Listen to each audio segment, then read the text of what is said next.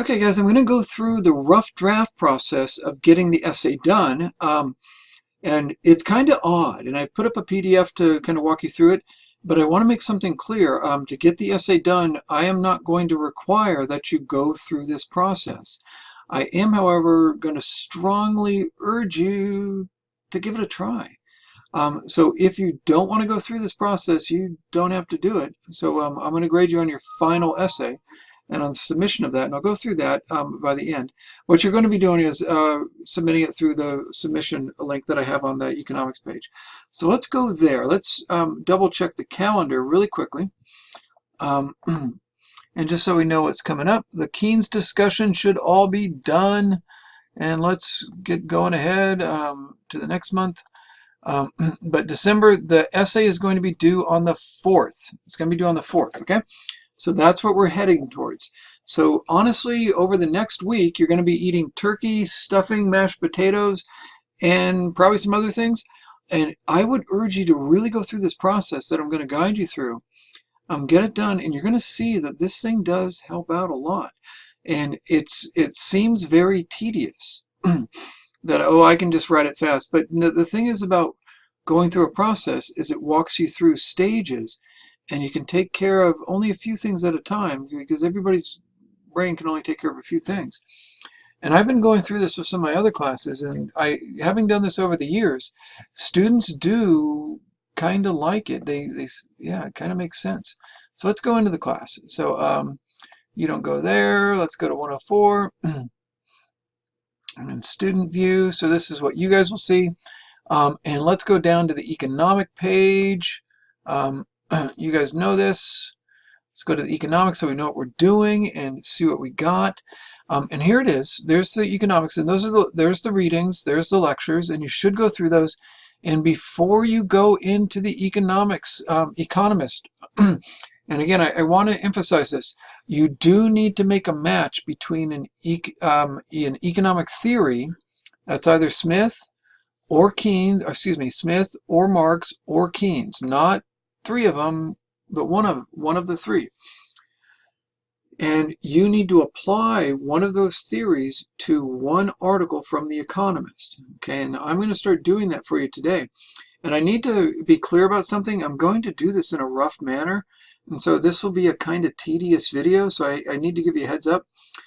But what I've found is that by going through it in this manner, students go, oh, they start to see that just accepting the tedious nature of the process is part of getting it to this good shape. It is. So let's see here. So what you want to do is open this draft and make sure you download it. If you just click on it, it's going to do this thing here where it puts it there. That's not going to be enough. Okay, just opening it up in the browser is not going to save it for you. So I need to give you a heads up. Let me get myself out of the way. Notice at the top there it's a gray bar. Okay, but what you want to do is download it onto your computer. Let me see if I can. Let me get myself out of the way here. Hit this thing and download it onto your computer and move it onto your onto the top of your computer. This is where it was, and where I downloaded it right here, and now it's a file on my computer. That works best for folks. Okay, so I did that earlier today, and I started writing, and I got some quotations, and I put those in there, so I didn't have to take you through all of that, but I am going to take you through the tedious process. But download it onto your computer, or else it isn't going to work. It's not going to work properly. So this is it not on my computer. This is just in a browser. And this is a version I'm going to click over to right here. This is a file I opened up on my computer. Okay, so look at the lavender stripe on the top. That means it's a PDF from my computer, and that's kind of cool. So now it's on your computer. If you lose the web page, it's no big deal. You've got the PDF. Whoop, where'd it go? There it is. So look for the lavender stripe on the top. I know that sounds goofy, but I'm telling you, I've had many experiences with students just using it on the web page. It doesn't help. Okay, let me get myself out of the way here. You go up there, stay there, don't move. Okay. All right. So this is what it asks you to do in the early draft stage, and this seems kind of silly. Find 4 quotations from one economic theorist, either Smith, Marx, or Keynes. I did put Friedman in the list, but I'd rather you not use Friedman, okay? He is a theorist, and he's good. He's really more, what you would see is that he's Smith for the 20th century. He is up to date. He's really adamantly Smith for, takes it kind of into a social setting, takes into business practices and how businesses need to be self-centered in order to be profitable, and that there would be a trade-off that they would have that they don't have to make, but that's going to happen. That's going to benefit the community without them trying. So now my hair looks funny. But anyway, each quotation should be 3 to 6 lines. That's a rule of thumb. That should be, but I'm telling you, that's just what my thumb says. And I'll tell you this, though, he's pretty smart. Yeah, you're pretty smart. Yeah. The thumb knows kind of what's going on. He's telling you this. This is after 26 years of reading essays with me. He's noticed that good paragraphs tend to have quotations of about 3 to 6 lines, but this is not required. If you write a good paragraph and it only has 2 lines of quotation and you get what you do, everything, you've been detailed enough and you've been insightful, that's good. But usually what my thumb has noticed is that the paragraphs don't work as well, and it's harder to do. So 3 to 6 lines is a good rule of thumb. You're welcome. Okay. An essential point you can apply to a situation in The Economist. Okay, so we're going to apply it. I'm going to take it to World of Walls. Okay, that's one of the articles I made available to you in the economic page. Describe the quotations carefully. Go through the words and phrases the writer uses and explain the writer's essential points. Now, this is an area where people make boo-boos. Don't do this. The quotations come from Smith, or they come from Marx, or they come from Keynes. You do not need to quote this. You can do it to back up something, but that's up to you. It's your call. What I do want you to do, absolutely essential, is to quote Smith or Marx or Keynes in every single body paragraph. That's where you're going, okay?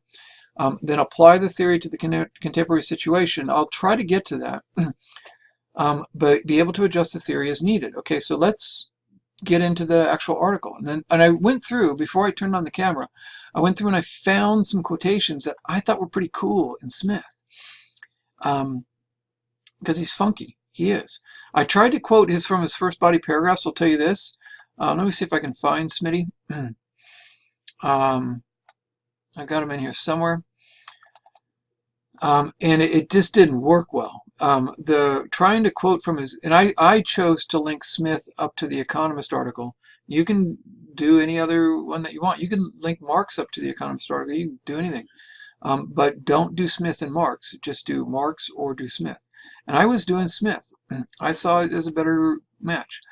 And I was trying to use one of these first two, that these are misunderstandings about wealth. I'm telling you right now, it wasn't working for me. And expect to do that. Expect to try things. Sometimes it'll work, sometimes it won't. When you're choosing the quotations, this is very important, that you don't know your thesis yet. You're clueless, almost as clueless as me, but you don't really have an idea where you're going, okay?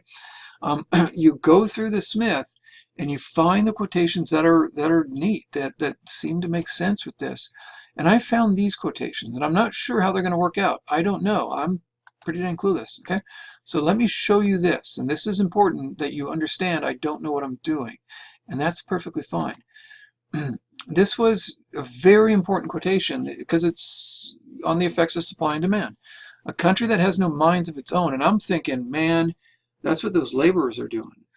We're a country without the laborers, okay? And that's what's going to happen, that they're coming up here, and that's kind of what the Economist article goes through, because we don't have those laborers here. And you know what? It's the same. Work and labor is a commodity. It's something we buy and sell, and they're selling it and we're buying it. They're bringing up the labor. That's what's happening. A country that has no mines of its own must undoubtedly draw its gold and silver from foreign countries, in the same manner that one that has no vineyards of its own must draw its wines. It does not seem necessary, however, that the attention of the government should be more turned towards the one than towards the other object. And so what I'm going to do before I start going into this and start ranting on any kind of insight into migration or anything like that, I'm going to describe Smith. So again, this is tedious, so hold on tight. Okay. Smith points out that a country will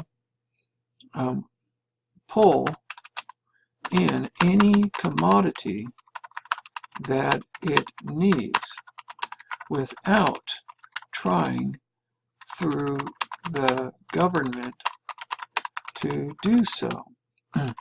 The government really has, I typed terribly, really has no role in determining what the country needs. Instead, the country has the, I'll call it this, built-in, and I don't like this, what I'm writing right here, and that's okay, ability to draw commodities without consciously focusing on them. The commodities will arrive if there is an economic demand for that commodity. And that's actually not as many typos as I usually do, but this is a big thing about the early draft stage. It's focused primarily on idea development. The content is what you're after, okay? Content. You're not worried about the construction of the sentences, or really, yeah, just get it down. And so I'm not going to worry about the fact that I usually, again, have more misspellings than this. But I want to walk through the quotation and spell it out. And he mentions gold and silver.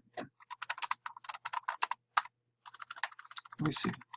Smith's focus is on and silver here, but the basic point applies to all commodities.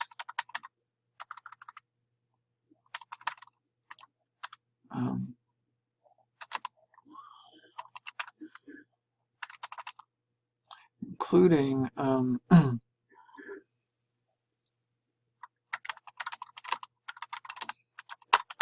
again, Smith would point out that labor is a commodity.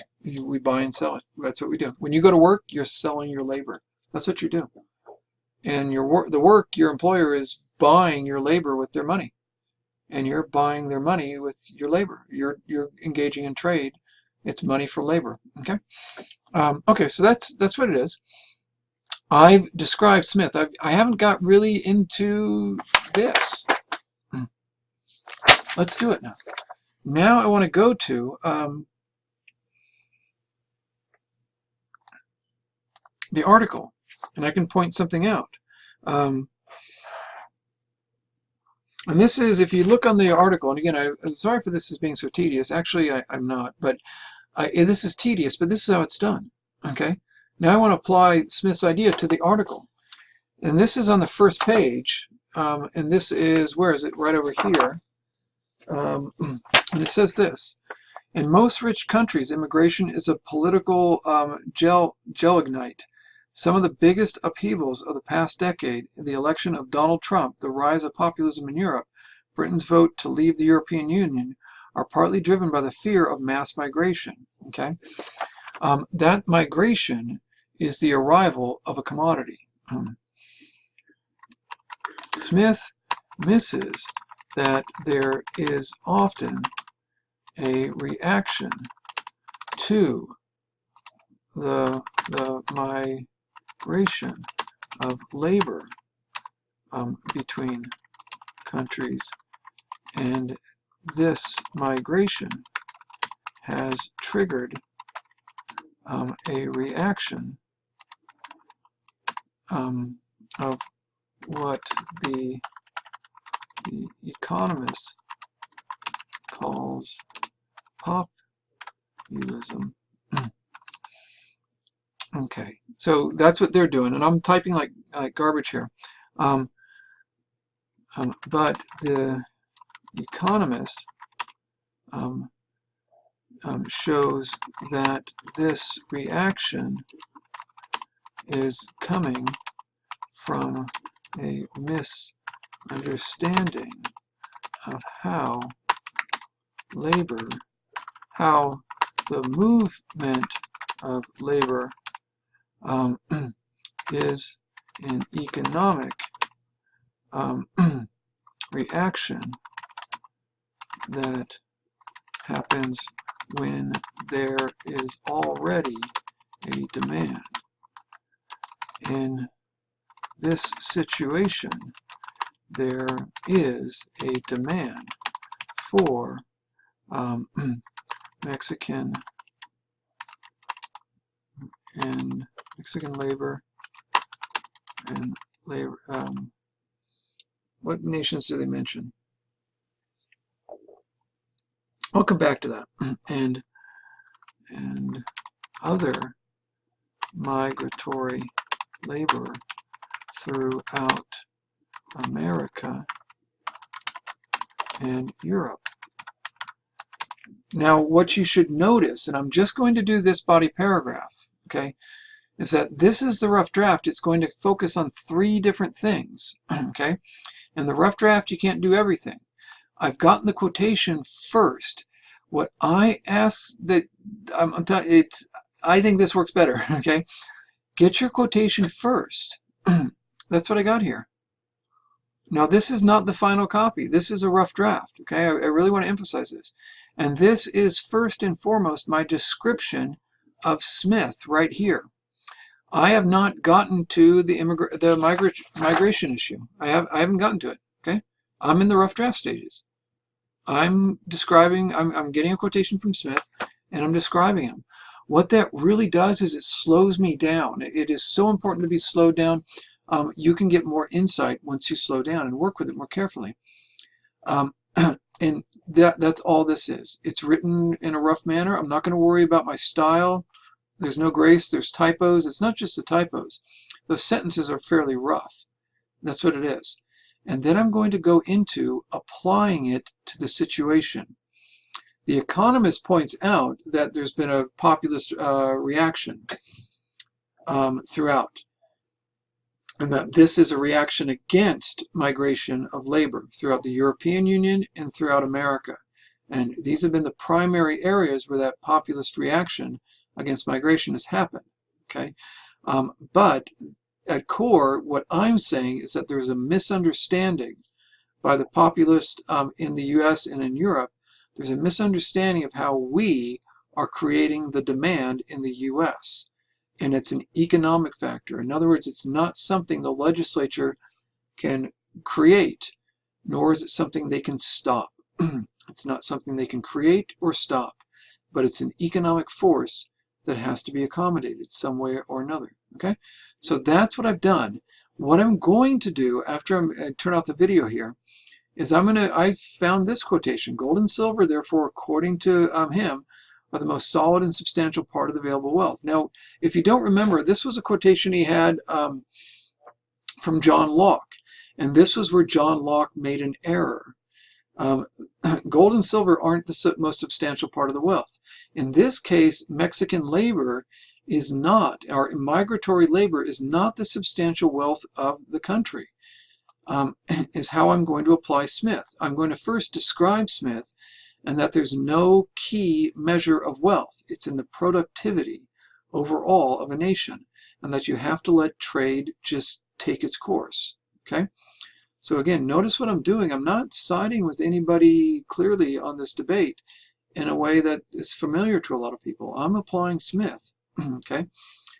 And so I'm going to write about this, that even if you live in Syria, there's been a lot of Syrian refugees going over to Germany. Those are migrant laborers, but there's also been a lot in the U.S. of migratory labor from Mexico into the U.S. And they're not the wealth of Mexico any more than gold and silver are. So in Smith clarifying the errors that John Locke made, we can clarify the errors that many people who agree with the populism, the errors that they make. Okay, that it's understanding that wealth moves and it's better to let it move around. I should say that commodities move because money is not the center of it, nor are the people. That these people aren't really connected to that country. They are individuals moving their commodity, which is their own labor. And I'm going to write that. And I'm going to write this one about there was no, they were solid as far as they asserted that the exportation of gold and silver trade might frequently be advantageous to the country. And this is where it's important to understand that the migration of labor can actually benefit Mexico. And that's what Smith's pointing out. He did this more than 200 years ago. And that's what I'm going to do with it. So I'm going to develop this body paragraph along those lines. But I'm going to focus throughout on where he applies well, but where he comes up short. His ideas about gold and silver apply to labor, but labor works differently. He didn't know that the exportation of gold and silver would trigger the populist reaction. Migration works differently, and I'm going to go into that. And I'm going to find something new as I go through and I first describe it, and then I apply it. And that's what I'm going to do. I'm going to write about a lot of how migratory labor works like gold and silver. And that's the movement of a commodity, and people shouldn't really get in the way. But I'm going to go into how labor triggers this populist reaction, and there's going to be some kind of involvement, an involvement that the government will take advantage of or not. So I'm going to do that with it. But in the first draft, make sure you get your quotations, take care of your descriptions, and then think through how it applies to your article. Be like Marx goes to the border, or Smith, reads The Economist, and what would he say? Or you can be Keynes looking at the last article on monetary policy, and what would he say? Making the world go round. So first quote Keynes, then describe him, and then bring up this article. What you're going to find in almost all cases is that part of Smith works really well, but part of it comes up short. And that's how theories work. No matter what field you go into, psychology, history, English, or, physics, they always have theories. There are theories upon theories upon theories within these fields, and they make predictions, and that's great. But in all cases, theories are simplifications. And so what you're going to find is that theory comes up a little bit short. It doesn't quite explain this. That's where you're going to step in and update Marx, update Smith, or update Keynes. You're going to say, I'm going to bring him into the 21st century. Welcome to the 21st century, Smith. This is your world. And so that's what you're going to do. You're going to apply the theory, and you're going to find the strengths and weaknesses and improve on those weaknesses and make it better. And that's really the intellectual lesson I want you to have for moving on as a student, a critical thinking student, that you need to be able to apply a theory, understand it, and then apply it and show how it works, but also how it comes up a little bit short. And that's going to be your analysis. We will put the middle draft together probably next week, but get going on this first draft and you'll be in good shape. One last thing I'll show you. There was a good question from a student I received. I won't name the student, but I will say it was a very good question on how do you submit the essay. And I added this link there. This is on the submission of the essay. So this is there. So it's not access denied. I'm going to reset it, but it'll have a place where you can submit the essay. It will be checked. I've got to warn you, it's going to be checked by turnitin.com. And this is what it looks like. And it'll be checked by turnitin.com. And just make darn sure you didn't, plagiarize anything, and you're good. And that will be how you submit it. Okay. All right. Take care, you guys. Thanks for sitting through this now 24-minute video. This too shall pass. Go eat some more cranberry sauce and have some more stuffing, and have yourself a really good Thanksgiving. Okay. Take care, you guys.